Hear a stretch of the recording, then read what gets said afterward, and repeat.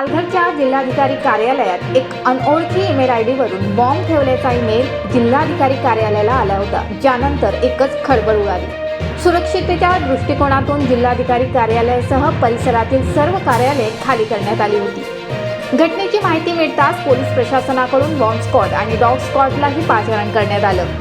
पोलिसांनी तपास केला असता यामध्ये कोणतंही तथ्य आढळलं नाही आणि हा ईमेल खोटा होता अशा प्रकारची माहिती आतापर्यंत समोर आली आहे। या प्रकरणात पालघर पोलीस स्टेशनमध्ये गुन्हा दाखल करण्यात आला आहे। हा ईमेल नेमका कुठून आला होता याबाबतचा तपास आता सायबर सेलकडून करण्यात येत आहे। आज सकाळी जिल्हाधिकारी कार्यालय या ठिकाणी ऑफिशियल मेल आयडीवर एक मेल प्राप्त झाला। त्यामध्ये जिल्हाधिकारी कार्यालय या ठिकाणी बॉम्ब ठेवलेला आहे आणि तो 3:30 वाजता त्याचा स्फोट होणार आहे अशा स्वरूपाची माहिती होती। या अनुषंगाने आमच्याकडे माहिती प्राप्त झाल्यानंतर जिल्हाधिकारी कार्यालयातील सर्व अधिकारी आणि कर्मचारी यांना सूचना देण्यात आल्या, त्यांचं सहकार्य देण्यात आलं आणि त्यांना त्या ठिकाणाहून बाजूला सुरक्षित ठिकाणी हलवण्यात आलं। संपूर्ण जिल्हाधिकारी कार्यालय, त्याच्यासोबत असणारे प्रशासकीय इमारती याची परिपूर्ण BDDSच्या मार्फतीने चेकिंग करण्यात आली, HHMDच्या मार्फतीने चेकिंग करण्यात आली, परिसरसुद्धा त्यामध्ये चेकिंग करण्यात आला।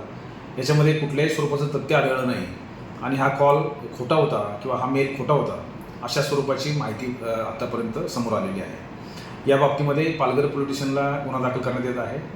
ज्या ठिकाणाहून मेल आला होता याची अधिक माहिती घेण्यासाठी सायबर सेल महाराष्ट्र सायबर सेलच्या संपर्कात आहे आणि अधिकची माहिती सध्या प्राप्त करत आहे।